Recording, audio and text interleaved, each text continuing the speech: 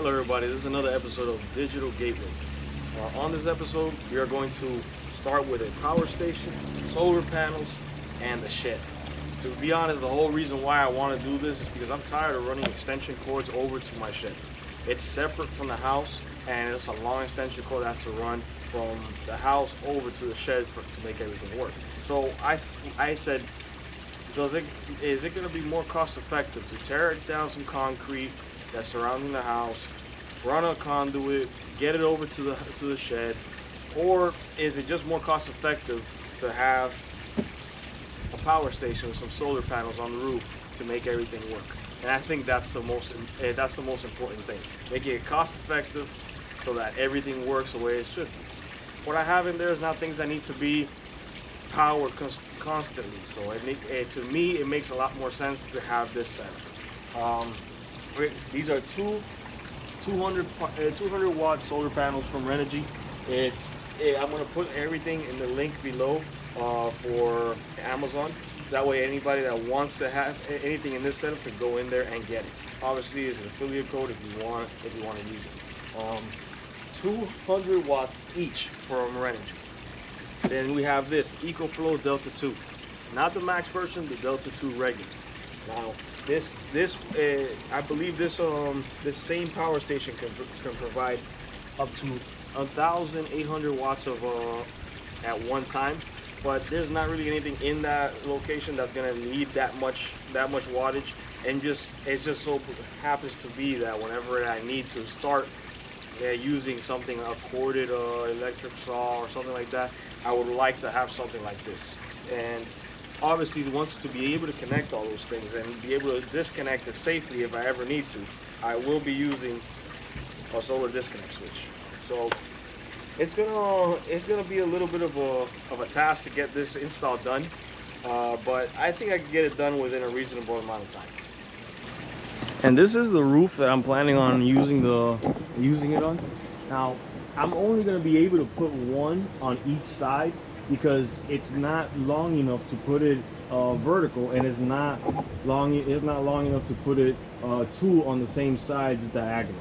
So I'm going to end up having to put this one on one side, one on the other in series, and see how that works. Hopefully from what I see, that palm tree that's over there is not going to be in the way, and will make it so that I get plenty of energy throughout the day, because this area gets plenty of sun here in Florida. All right, this is the shed that I was referring to. This is maybe about 10 feet away from the house, but to be honest, this is the only real thing that I have here that needs to be powered at all times. That way, whenever it is that I come over here for my projects, I could use any one of these batteries for anything that I need to do.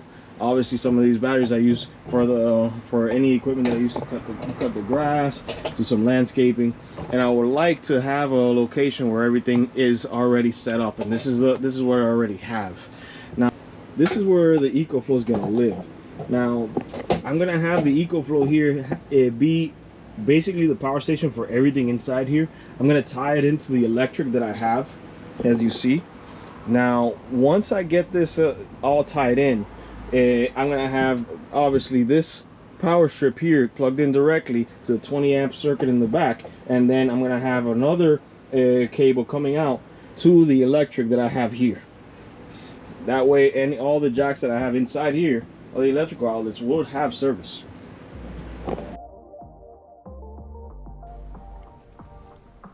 Here we have myself working on the solar disconnect switch. Honestly, this is one of the most important parts of my setup, due to the ability to separate the solar panels from the power station safely. Although this is a small solar array of 400 watts separate from the home, this setup is still compliant with the NEC, which requires a disconnect switch.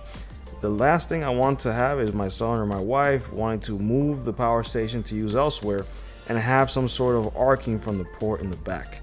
So anyone installing a solar array should be placing a solar disconnect switch that makes this compliant with the NEC.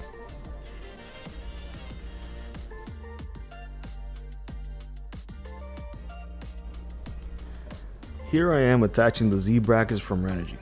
These are one of the more low profile brackets I could find, and actually made the install pretty easy. At this point I actually decided to place the solar panels vertical and put them on the same side. There are pros and cons to doing this. The biggest pro is ease of installation. The biggest con is that I mostly have to wait till midday to start generating solar, since my roof is a east to west configuration, and I will be placing it on the west side. But due to the need for power in the shed being relatively low, this shouldn't be a problem.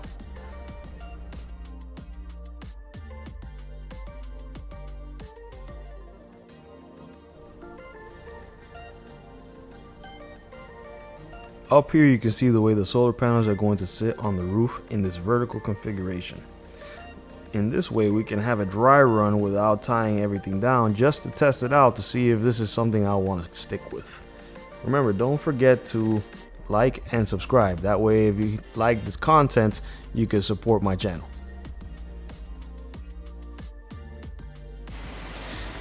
Before I tidy everything up, now that everything is installed, I have to tidy everything up, but so far everything is connected. Now, all I have to do now is turn this on and see if this thing starts getting solar.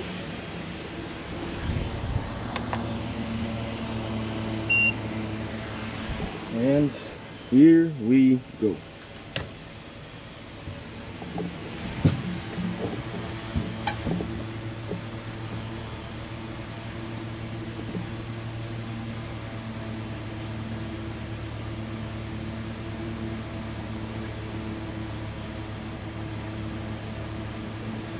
And wow. As you can see, this is the EcoFlow app. From here you can control a lot of stuff that goes on with your EcoFlow Delta 2 or whatever EcoFlow product that you have. As you can see here, you can see at the very top the input and the output. Obviously the input is going to be what's coming in through solar. The output is what at this moment coming in from AC, and you can turn it on and off by the toggle switch there at the bottom. Well, this is the finished product that I have here in the shed. As you see, this is the power station. Right now it is currently using some power to power some of the lights that we have in here, and right now in the current moment we have 50 input, so 50 watts of input coming from this. This is a rainy day today. I don't expect too much, but it is enough to get everything that we need in this shed up and running. As you see, this is the biggest cable, the biggest and heavy duty extension cord that I could find. I ended up coming over here and kind of stripping it back to be able to connect it straight over here to where we need it. Now, as you see here, it's connected to the back right there, and obviously we have our input for the solar. Now, as you see, this is the extra cable. I did want to keep some extra cable here just in case. You never know when you are going to need it. And right here is where we have our solar disconnect switch. If I ever need to disconnect this, all I have to do is come here, open this up, and push this down. Once I do that, no more solar coming from there, and I can safely disconnect it down here at the bottom. And obviously you see, everything is in service. Every single outlet here that we have one back here, one over there, and two on this side. Every single one of them are in service. So if I ever need to connect at like an electric saw, something that I can't just connect off a battery, that is where I will connect it, and everything here will work. Obviously, depending on how much time I have left on my battery. So at this point in time, I would say that this is a complete project.